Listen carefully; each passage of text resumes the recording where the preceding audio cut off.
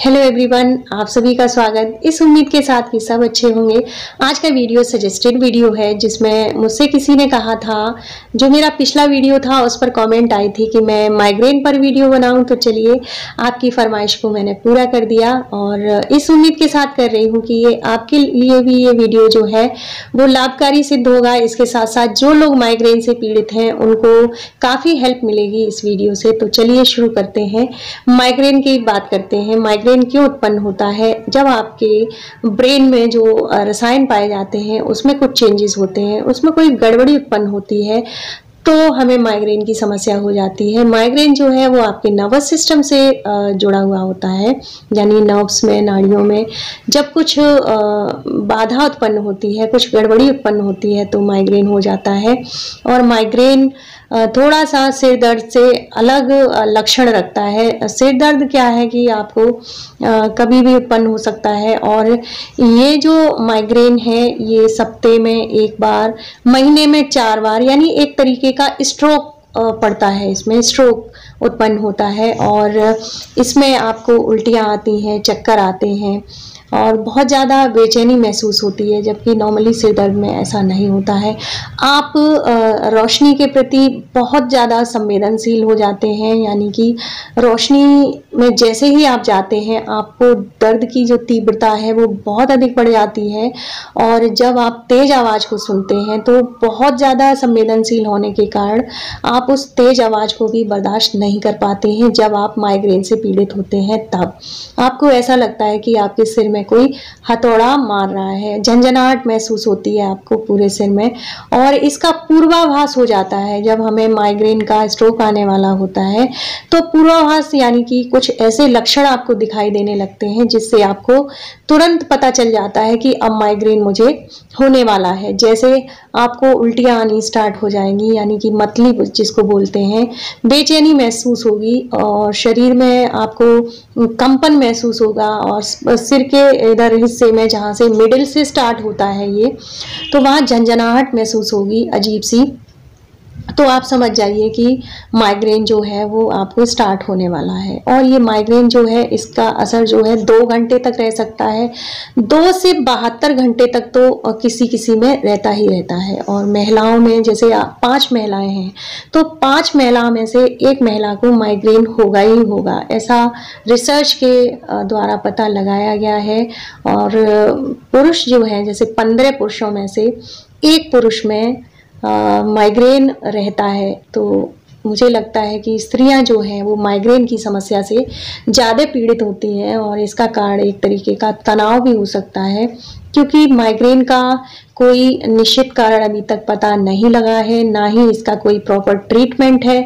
बस ट्रीटमेंट के द्वारा हम उनके लक्षणों को कम कर सकते हैं, लेकिन माइग्रेन को क्योर नहीं किया जा सकता। जो भी शोध हुए हैं उसके द्वारा ही मैं बता रही हूँ, अभी तक जो शोध हुए हैं और जितना मैंने पढ़ा है। तो माइग्रेन के कुछ कारण हैं जो माइग्रेन को उत्पन्न करते हैं, जैसे अत्यधिक आप तनाव में हैं, या फिर आपके ब्रेन में जो हार्मोन्स हैं उसमें कुछ गड़बड़ी हुई है। और इसके अलावा बहुत ज़्यादा चिंता, इसमें भी माइग्रेन उत्पन्न होता है। आप ने नोटिस किया होगा कि आप जब कोई विशेष आहार लेते हैं जो कि आपकी बॉडी उसके प्रति तुरंत रिएक्ट करती है तो माइग्रेन उत्पन्न हो जाता है। जिन लोगों को माइग्रेन होता है वो जानते होंगे कि किसी विशेष चीज़ को सेवन करने के बाद माइग्रेन लगने लगता है, तो इसका मतलब आहार से भी माइग्रेन उत्पन्न होता है, बहुत ज़्यादा स्ट्रेस से भी माइग्रेन उत्पन्न होता है और चिंता से भी माइग्रेन उत्पन्न होता है। और इसके अलावा जैसे महिलाओं में जो मासिक चक्र होता है या जो महीने की प्रॉब्लम होती है, उस दौरान क्या होता है कि बॉडी में, आप सब जानते होंगे कि पुरुषों में एंड्रोजन पाया जाता है एक हार्मोन, और स्त्रियों में एस्ट्रोजन हार्मोन पाया जाता है। तो जब एस्ट्रोजन हार्मोन का जो स्तर है नीचे ऊपर जाने लगता है तो उस दौरान भी माइग्रेन स्त्रियों में उत्पन्न होता ही होता है। और इसमें विशेषकर जो महिलाएं दर्द निवारक यूज़ करती हैं वो पैरासीटामोल करती हैं। यानी अगर आप डॉक्टर के पास नहीं जाना चाहते, आपको माइग्रेन की समस्या हो गई है, तो तुरंत आप पैरासीटामोल ले सकते हैं, जो कि सामान्य सिर दर्द में ली जाती है और ये दर्द निवारक होती है और ज़्यादातर लोगों को नुकसान भी नहीं करती। इसके अलावा एक इबुप्रोपेन करके आती है, इबुप्रोपेन, ये भी दर्द निवारक है, यानी पेन किलर है, तो इसको भी लोग ले लेते हैं।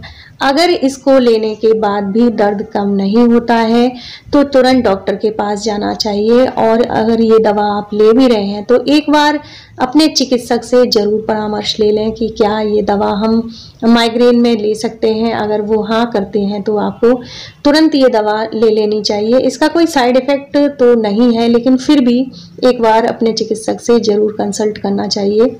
और इसके अलावा जैसे उल्टी या चक्कर आते हैं जब माइग्रेन में, तो एंटी एमेटिक्स औषधियाँ दी जाती हैं जो आपके उल्टी चक्कर को कंट्रोल करती हैं।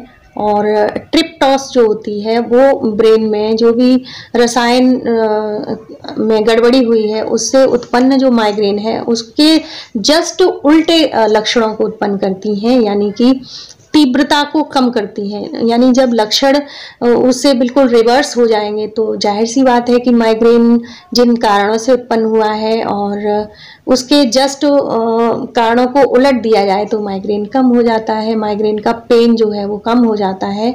तो मुझे लगता है समझ गए होंगे, यानी कि एंटी एमेटिक्स तब दी जाती हैं जब मतली या उल्टी चक्कर आते हैं उस टाइम। और ट्रिप्टोस आपके रसायनों को के लक्षणों को जस्ट उल्टा करने के लिए, यानी जिन कारणों से माइग्रेन उत्पन्न हुआ है उसके जस्ट विपरीत कर देती हैं ट्रिप्टोस औषधियाँ। और इसके अलावा मैंने बताया कि पैरासीटामोल और इबुप्रोपेन भी दवाइयाँ लेते हैं जो इससे पीड़ित हैं माइग्रेन से वो। और घर में रह करके आप माइग्रेन को कैसे कंट्रोल कर सकते हैं वो मैं आपको बताती हूँ। आप सबसे पहले तो एक डायरी बनाइए, उसमें लिखिए कि किन किन चीज़ों को खाने से आपको माइग्रेन की समस्या हो जाती है, तो उनको वहीं के वहीं स्किप करिए। अपनी आहार से, अपनी डाइट चार्ट से उनको निकाल कर फेंक दीजिए। दूसरा, अपनी बॉडी को हाइड्रेट रखिए। हाइड्रेट का मतलब खूब सारा पानी पीजिए, खूब सारा पानी पीजिए। इससे क्या होगा कि अगर विषाक्त पदार्थ हैं आपके शरीर के अंदर तो वो यूरिन के थ्रू बाहर निकल जाएंगे।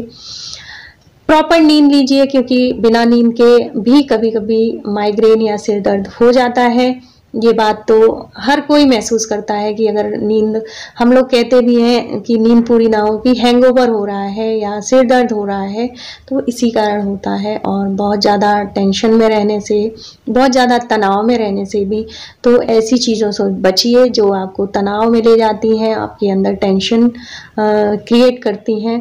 तो यही है माइग्रेन से बचने के उपाय। इसके अलावा योगा, एक्सरसाइज भी मदद करता है, क्योंकि मेडिटेशन करने से क्या होता है, ब्रेन शांत रहता है और जो हार्मोन्स होते हैं वो इम्बैलेंस नहीं हो पाते बल्कि बैलेंस ही रहते हैं। तो मुझे लगता है कि आप समझ गए होंगे कि क्यों उत्पन्न होता है माइग्रेन और क्या इसके पीछे कारण हैं और कौन कौन सी औषधियाँ हैं जो माइग्रेन में आपके काम आ सकती हैं, कौन कौन से वो तरीके हैं, नुस्खे हैं जिसके माध्यम से आप माइग्रेन के लक्षणों को कम कर सकते हैं। देखिए, कोई भी व्यक्ति ये चाहे कि माइग्रेन क्योर हो सकता है, दवाइयों से नहीं हो सकता। इसका कोई भी परमानेंट इलाज अभी तक नहीं है। बस अपनी जो दिनचर्या है, जीवन शैली है, उसमें परिवर्तन करके, अपने आहार यानी कि आहार विहार में परिवर्तन करके आप माइग्रेन से छुटकारा पा सकते हैं, लेकिन हमेशा हमेशा के लिए नहीं। दर्द की तीव्रता को कम कर सकते हैं, क्योंकि ये एक तरीके का स्ट्रोक है, रोज रोज नहीं होता है। किसी को सप्ताह में, किसी को महीने में, किसी को महीनों में और किसी को साल में। तो ये तो आपके स्ट्रोक पर निर्भर करता है कि कितनी जल्दी जल्दी आते हैं। लेकिन जब आप लगे कि महीने में 4 या 5 बार माइग्रेन उत्पन्न हुआ है तो निश्चित तौर पर डॉक्टर से ही ट्रीटमेंट लेना चाहिए। लापरवाही जो है वो आपके माइग्रेन के दर्द को और अधिक बढ़ा सकती है। और कोई भी रोग जब पुराना हो जाता है तो फिर आप समझ सकते हैं कि उससे बचना, उसके लक्षणों को कम करना थोड़ा मुश्किल हो जाता है। आज का वीडियो मैंने इसीलिए बनाया कि जो लोग इस दर्द से और असहनीय दर्द से पीड़ित हैं उनके दर्द को कम किया जाए और वो भी अपनी जो जीवन शैली है वो सामान्य लोगों की तरह जी सकें। अपनी जो दैनिक क्रियाएं हैं, दैनिक जीवन की गतिविधियां हैं, उनको सुचारू रूप से कर सकें। अगर आप तो उम्मीद तो थोड़ा सा भी काम आता है तो आप एक लाइक कर सकते हैं, कमेंट कर सकते हैं और चैनल सब्सक्राइब नहीं किया है तो चैनल भी सब्सक्राइब कर सकते हैं। तो चलिए मिलते हैं फिर किसी नई वीडियो में नए टॉपिक के साथ, और इस उम्मीद के साथ कि ये वीडियो आप पसंद करेंगे। तो दीजिए अपनी इस मित्र को आज्ञा।